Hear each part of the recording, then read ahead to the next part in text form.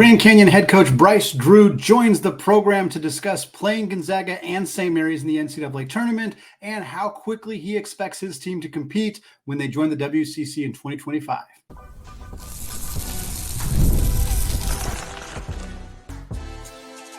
You are Locked On Zags, your daily podcast on the Gonzaga Bulldogs. Part of the Locked On Podcast Network, your team every day. What is going on, y'all? Happy Friday and welcome into the Locked On Zags podcast, part of the Locked On Podcast Network, your team every day. I am your host and longtime Gonzaga podcaster, Andy Patton, here to bring you news and updates on all things Zag athletics. Today's episode of Locked On Zags is brought to you by Gametime. Folks, download the Gametime app now, create an account, and use promo code LOCKEDONCollege, and you will get $20 off your first purchase. Terms do apply. Well, I'm about to be joined by Bryce Drew, the head coach of the Grand Canyon Lopes, to discuss this program joining the WCC. We're going to talk for a bit. We're also going to close out the show, just myself talking about Providence replacing Creighton in the battle for Atlantis. We also got an update on Lisa Fortier and the Zags women basketball team. They added another transfer, this one coming out of the Big Ten. We'll talk about what that means for that team to close out the show. Well, I am thrilled to be joined today by Bryce Drew, the head coach at Grand Canyon University, coming off a second straight NCAA tournament appearance and the program's first NCAA tournament win, which I know you Zag fans out there were very happy about, a win in Spokane over Saint Mary's. Grand Canyon now preparing to be a full-time member in the WCC starting in July of 2025. And Coach, first of all, welcome to the WCC. I want to know what went through your head. This is a long time coming for Grand Canyon. We've heard the rumors about them joining the WCC for many, many years now. When you finally found out that it was going to happen, what was kind of your initial reaction and thought process to that move?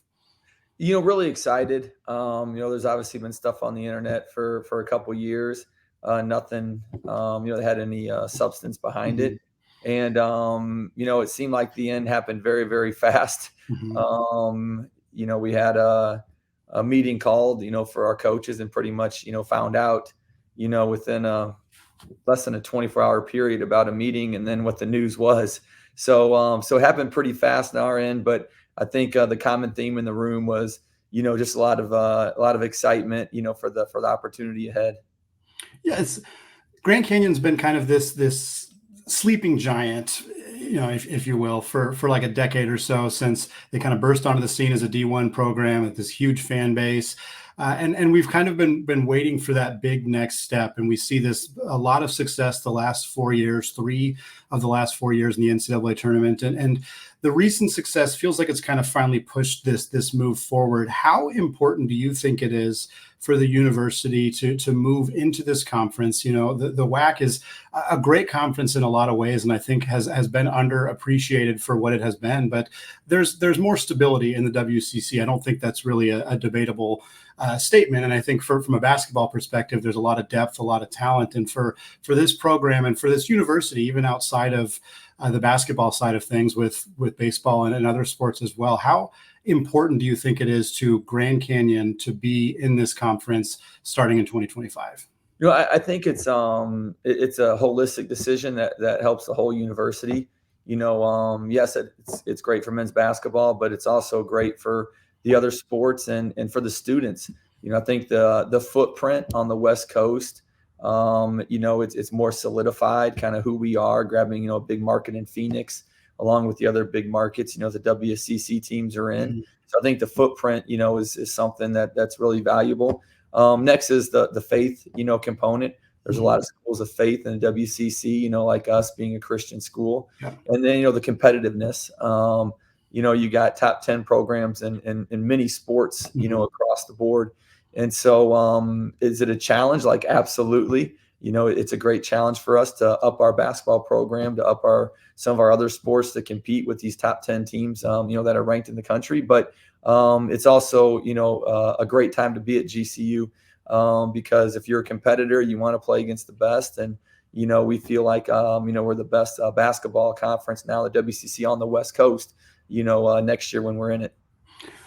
One of the things that I really like about this move for Grand Canyon in particular is we've already seen this university play multiple WCC schools in high-level competitions. There was obviously a matchup with Gonzaga a couple of years ago in the first round of the NCAA tournament, last year's matchup with Saint Mary's in Spokane, and of course the first win for this team in the NCAA tournament. We saw non-conference games against San Francisco. We've seen a handful of other really good non-conference matchups between Grand Canyon and the WCC. What of those matchups going forward are you most excited about? Is there a specific team or coach or venue that you're kind of really looking forward to getting an opportunity to play in once you guys are in that conference?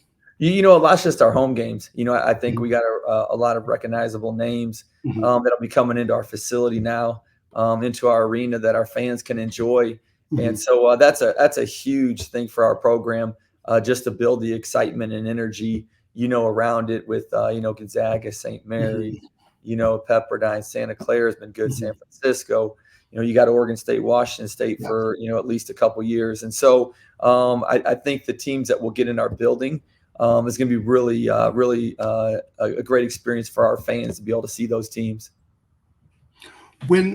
So one of the things that I love about this, again, is that you've already played St. Mary's and Gonzaga. How much do you think that helps just in terms of, like, there's already been a history? St. Mary's fans are obviously going to want revenge the next time that they get an opportunity to play at Grand Canyon. And I imagine Grand Canyon and the fan base and yourself and the staff want an opportunity to get at Gonzaga again after they won that game a few years ago. How much do you think having those experiences against those two teams will kind of help just with the momentum of coming into the conference, with that familiarity on their end, on your end, and some kind of, I don't want to say bad blood's maybe not the right word, but some history that has already happened, some recent history that really, I think, kind of can drive some potential growth in some of those rivalries as you get into the conference? No, for sure. You know, definitely playing the tournament.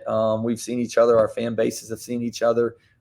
We've played San Francisco 3 times in the last 4 years, and you know, those have been really intense games, you know, all 3 of them. So there's already starting to build some, you know, rivalry type games with the teams that we played in the non-conference, which will only be magnified, you know, once you know, conference season comes. Unfortunately, all of us basically are going to have new players every year. So if we play Gonzaga and Saint Mary's again, it's, you know, I don't think any of our roster hardly will have played in those games. With the transfer portal and how things change so quickly. That is one thing, you know, we looked at, though, in the portal is the WCC has done a great job at retaining players. And when you compare their retention to other conferences, you know, they've been in the top 7, you know, conferences in the country for retaining players, you know, which is a great compliment to the coaches, the schools, and just what the league, you know, gives to the student athlete. It's been extraordinary to see that level. I have just shortly before we hit record, Adama Ball confirmed he's coming back to Santa Clara next year. I mean, that's a huge player to be back in this conference, and so many other mid-major conferences or even high major conferences aren't being able to retain talent like that. Gonzaga brings back every starter they're able to bring back. You know, we saw more losses at St. Mary's than we typically do, but for the most part, yeah, I think this conference's continuity is a big factor for their success going forward. And I wanted to kind of build on that. Your team has had a lot of success navigating the transfer portal in recent seasons, including this offseason with some big time players coming in. How much do you think being in the WCC will help from a transfer portal perspective and just from, you know, your day-to-day high school recruiting as well, being in a conference like the WCC?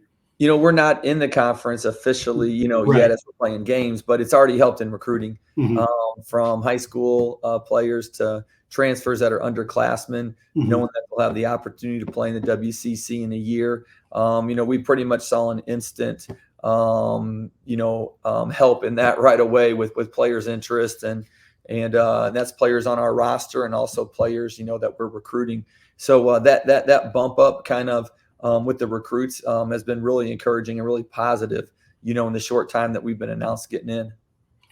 You're joining the conference alongside Seattle U, another school that institutionally makes a lot of sense with the WCC as a Catholic school on the West Coast, obviously. A program that has had a lot of success, the 3 straight 20-win seasons. I know they were one of very few teams to pick up a victory against Grand Canyon last year. What does it mean to you to be able to join this conference alongside a program that you have played quite a bit over the last 4 years in your time with the Lopes? They've had some really good teams, really good players. We're glad a couple of them are gone and graduated. their coaches do a tremendous job, and Seattle's such a hotbed for basketball. It's a great area to get transfers.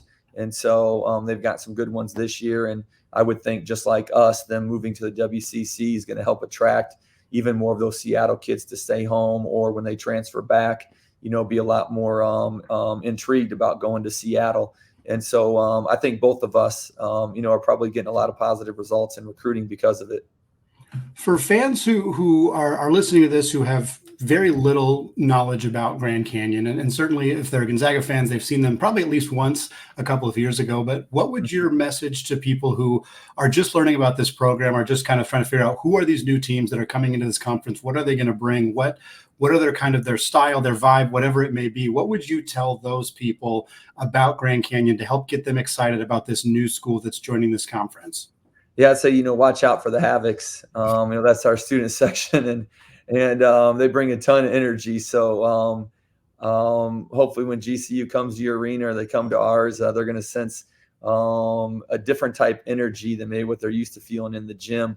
I think we get a lot of refs that come through, and they'll be like, "You guys in Gonzaga are our two favorite places to ref on the West Coast." And so I think from a crowd perspective, that's definitely the first thing. And then the next thing would just be, hopefully how our players present themselves and play together. We want to play extremely hard. We want to play together, and obviously want to put a product out that, our school is proud of and our fans are proud of. Thanks again to Coach Drew for hopping on. Folks, Gonzaga will not face Creighton in the battle for Atlantis, but a new opponent has been added in their place, and we got more coming up on that in just a second. Right after I tell you that today's episode of Locked On Zags is brought to you by Gametime. Folks, I love minor league baseball. We are getting right into minor league baseball season, and Gametime is perfect for getting tickets to minor league games. It is an authorized ticket marketplace of the major leagues and minor leagues. And folks, prices on the Gametime app, they actually go down the closer it gets to first pitch. So with killer last minute deals, all-in prices, and views from your seat, and Gametime's lowest price guarantee, Gametime takes the guesswork out of buying tickets. And if you're somebody who worries about getting tickets from another third-party app where they might be fake and you're going to get turned away at the door, rest assured Gametime has the best customer service policy in the ticketing industry, and I love having that peace of mind. So take the guesswork out of buying tickets with Gametime. Download the Gametime app now, create an account, and use code LOCKEDONCollege for $20 off your first purchase. Folks, you can get 2 tickets to a local minor league game for like $25. You download the Gametime app, you use that code LOCKEDONCollege, those $25 tickets become $5 tickets. Terms apply. So download the Gametime app today. Last minute tickets, lowest prices, guaranteed. All right, folks, segment 2, still Andy Patton, still Locked On Zags, and we are pivoting away from our conversation with Coach Bryce Drew about Grand Canyon joining the WCC to talk a little bit more about Gonzaga's schedule for next season. We, of course, know the Zags are going to play Kentucky. That game is now scheduled for December 7th at the Climate Pledge Arena. We know the Zags are playing UConn at the Madison Square Garden the week later on December 14th. And we know that Gonzaga is participating in the Battle for Atlantis, one of the most long-standing, successful, well-known MTEs, multi-team events in college basketball. One of the teams set to be in that event was the Creighton Blue Jays, and it was setting up an opportunity for one of Gonzaga's games to potentially be against Creighton, a team that Gonzaga has a history against. They've played them in the NCAA tournament, and of course, the Ryan Nembhard of it all, as Nembhard was the 2-year starter for Creighton, transferred to Gonzaga, somewhat surprisingly, last offseason, had a great season for the Zags last year, is now entering his senior year with Gonzaga, and that would have been a fun element to this tournament. However, Creighton pulled themselves out of the battle for Atlantis and is instead joining the Players Era tournament. We spoke about this last week on the show. Those of you who are everyday listeners remember hearing about this. This is a tournament based in Las Vegas this year over Feast Week, the same time period that Atlantis will take place. But the tournament offers $1 million in NIL money to every participating team.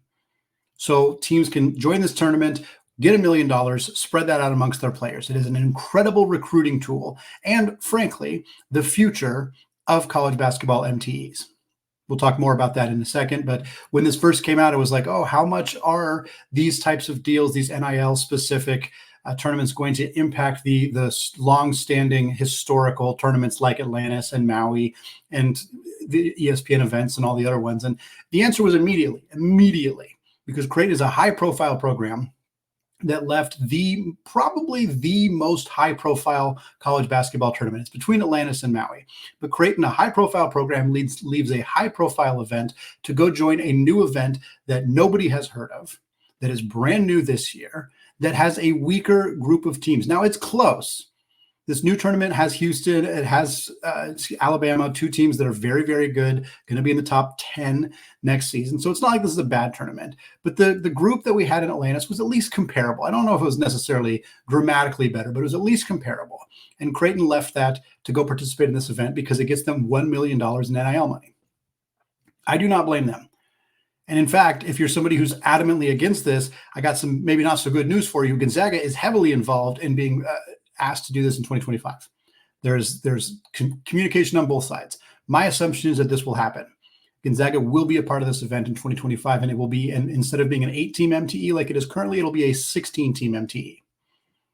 However, for Gonzaga, the new team that will join Atlantis, and we don't know the matchups yet, so this may not even impact Gonzaga, but the new team coming in is also from the Big East and is the Providence Friars. Kim English in his second year as the head coach, very successful last year. The team only went 10-10 in the conference and 21-14 overall, but they dealt with significant injury issues. Bryce Hopkins, arguably their best player, suffered an injury barely midway through the season, missed the rest of the year. He's going to come back.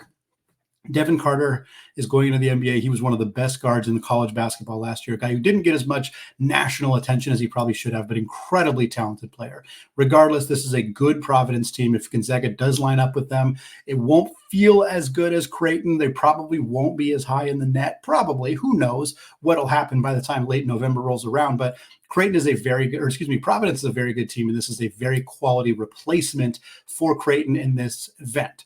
Here is the full field right now for the battle for Atlantis. You have Arizona and Gonzaga. That's the matchup everybody wants to see, and for good reason.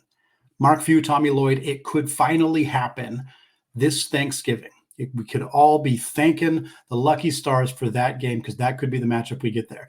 Elsewhere, we have Indiana, which is a fun matchup for both Gonzaga and Arizona, potentially, as Indiana is now rostering Umar Ballo, the former Gonzaga and Arizona center, who's in his final year of college basketball eligibility and decided to go play it in Bloomington with Coach Mike Woodson. Louisville is also in this tournament as well. Pat Kelsey is the new coach there, the former Charleston head coach. Louisville has rebuilt an entire roster from literally every scholarship player left.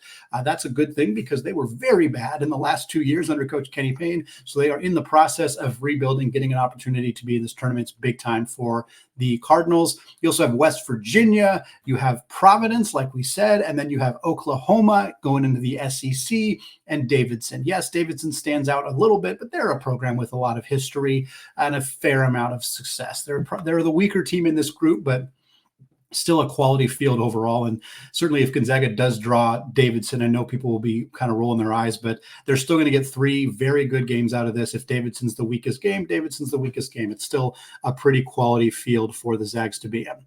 But here's the situation. The MTE structure in college basketball is clearly changing, and it is changing rapidly. Creighton's decision to abandon a long-standing MTE in Atlantis to go play in a new event in Las Vegas, there's no guarantee that this event will be heavily attended, that it will be successful. They haven't even figured out all the TV deals with it yet. It is a less surefire thing in terms of publicity, in terms of just general success, but it's going to get you $1 million that you can spread out amongst your players.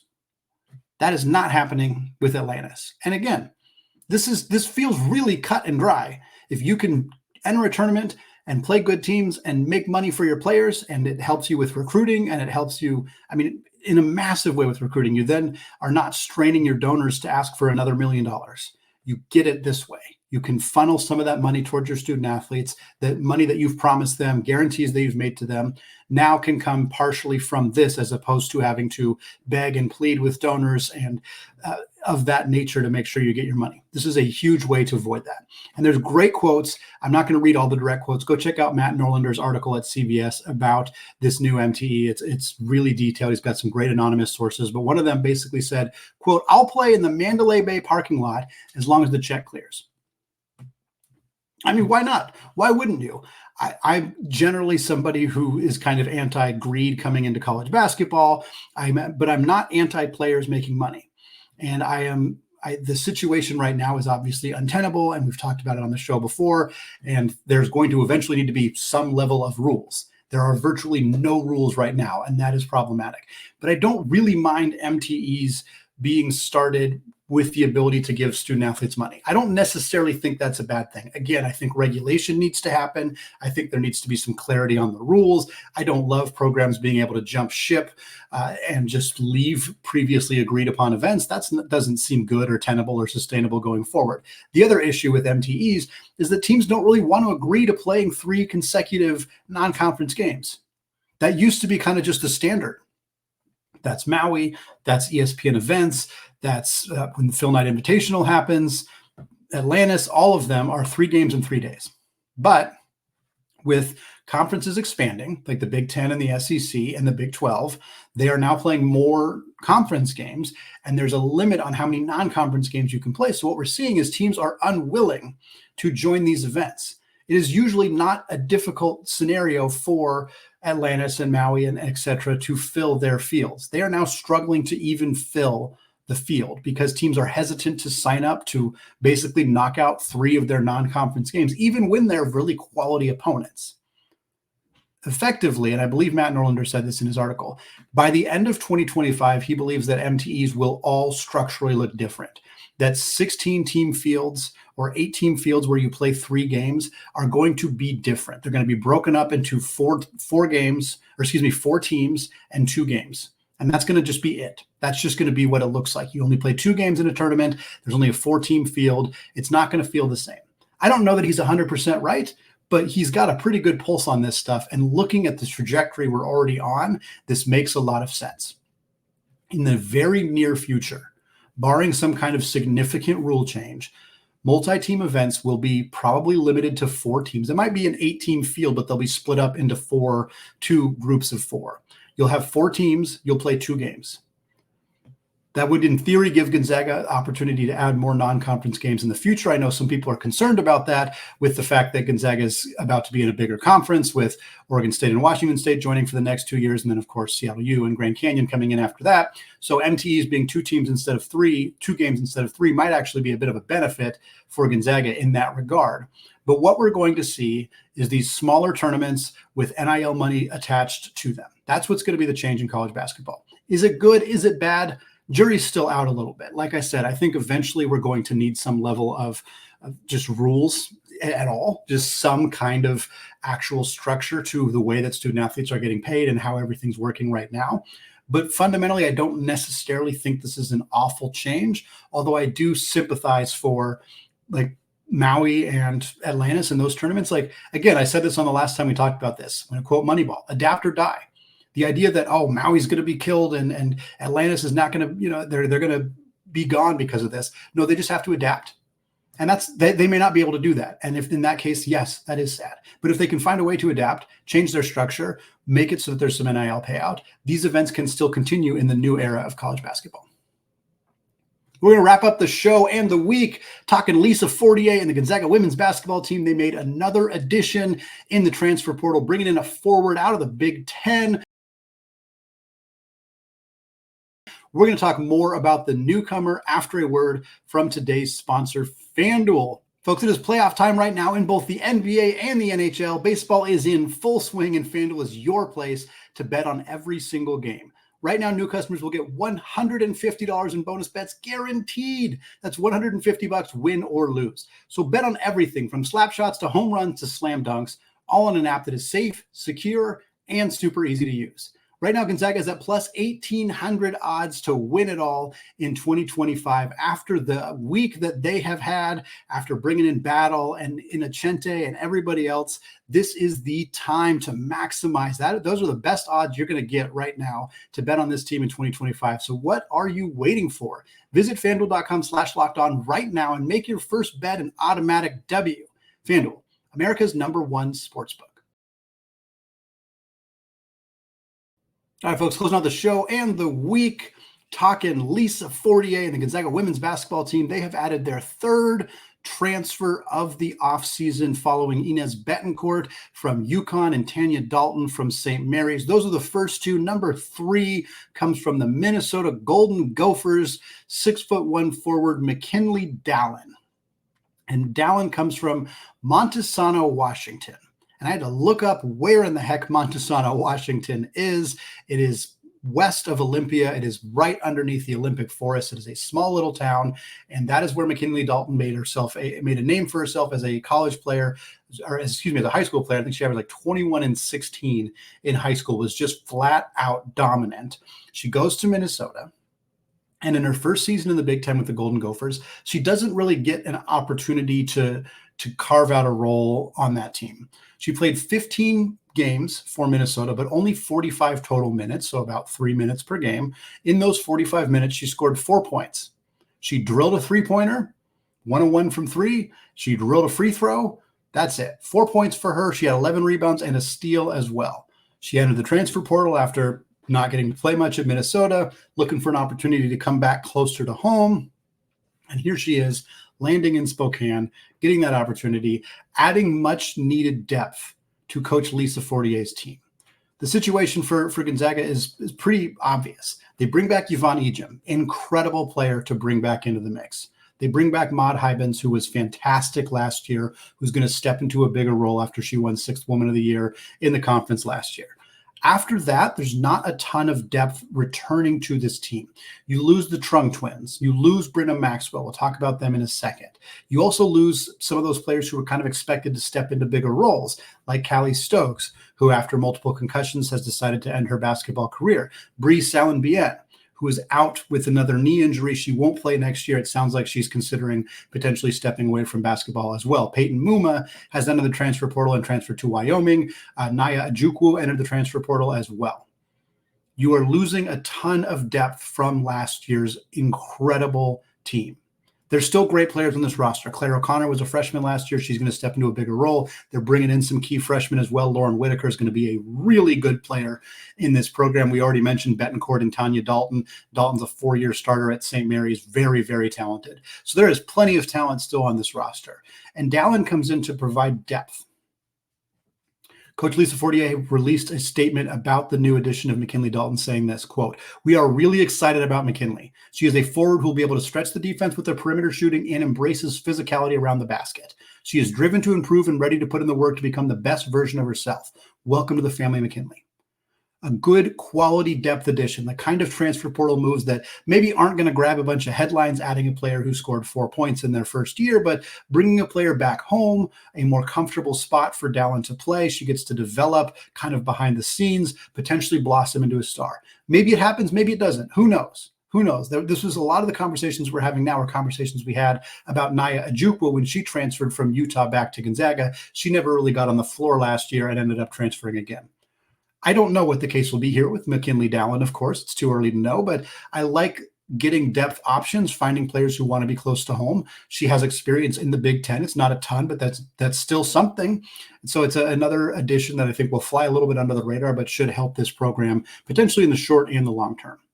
Couple other updates on the women's basketball side of things. Yvonnie Eim was named one of the 17 players to be invited to the training camp for the Team Canada Senior Women's National Team, the team that is going to qualify, that has qualified, for the 2024 Olympic Games in Paris, France. We will see if Yvonne makes the final cut. If so, she has the opportunity to be an Olympian this summer, which is an incredible accomplishment. Folks might remember Yvonne missed 2 games during Gonzaga's season last year because she was with the Canada senior women's team in Hungary. She helped them qualify for the Olympics in the first place. She played in all 3 games that they played in these FIBA tournaments. She only played like 2 minutes a game, which is why I'm not super confident that she's going to make the final cut and actually end up in Paris. Maybe she will. That would be an extraordinary, incredible accomplishment for her to be an Olympian before she finishes her college career. Even if she doesn't, even if she's not named to that team, to get a chance to be on the training camp roster, to clearly be in the minds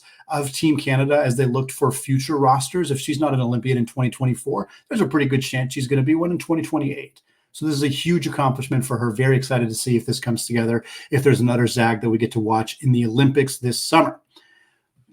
Sad news for Gonzaga. Brenna Maxwell and Trung, the 2 players selected in the 2024 WNBA draft out of Gonzaga, have both been waived at the start of the WNBA season. Brenna was waived by the Chicago Sky. She was one of the last players cut. It's unfortunate because Chicago's biggest need is 3-point shooting. The expectation was that Brenna would fill that role coming off the bench for this team. Some injuries resulted in them needing to keep other players that played different positions. That ultimately resulted in Brenna getting cut. Trung was waived after suffering a mild ankle injury during training camp. It's not a serious issue, but she didn't really get a chance to do as much as she could have to earn herself a roster spot for the Mystics. But ultimately, the story for both of them is simple. There are not enough roster spots in the WNBA. There's not a feeder league like there is with the NBA and the G League. There's only 12 teams in the WNBA, and there's a finite amount of roster spots. It is really hard to stick in the WNBA. Players, coaches, fans, everybody is advocating for more teams, more roster spots, potentially a developmental league. This is something that people want, but it has yet to happen. And because of that, it causes a lot of players. I mean, Brenna was the 13th player selected in the WNBA draft, and she doesn't make a roster. That is shocking. In any other sport, that would be stunning. Could you imagine the 13th player in the NFL not making a roster out of training camp or the NBA? A lottery pick, not making their team? These things do not happen in other major sports. They don't. Baseball's a little bit weirder. We won't get into that. But like generally, this is not something that happens. So changes need to happen. It's unfortunate for Brenna. It's unfortunate for Kaylin. Perhaps they will get opportunities to get signed to short-term contracts as the season goes on. They may look to go overseas. I haven't spoken to either of them. I don't know what situation we may see evolve with them. But this is unfortunate that they had these opportunities and weren't quite able to get where they wanted to go. Last note here, Courtney Vandersloot begins her season with the New York Liberty. As I'm recording this, they are currently playing the Indiana Fever, but in her first game, which was a win over the Washington Mystics, Sloot had 6 points, 5 assists, 2 boards, and a steal. As I'm recording this right now, she's 528 assists away from breaking Sue Bird's record and becoming the all-time assist leader in the WNBA. She's not going to do it this year unless she averages 13.5 assists per game. That is not going to happen, but her career average of 6.8 assists per game, if she were to average that, she would get there in 77 games. So not this year, but next year, late next year, assuming health, of course. Very excited to continue to track Courtney Vandersloot's quest to become the all-time assist leader in the WNBA. As a reminder, the day that this happens, Gonzaga will officially have the all-time assist leader in both the NBA and the WNBA with John Stockton and Courtney Vandersloot. David Stockton is not currently playing in the G League, but he's, I think, 4th or 3rd in G League all-time assists. Really would love to see him break that record too, just because what a weird and unique and amazing story that would be if Gonzaga had the all-time assist leader in the NBA, WNBA, and the G League.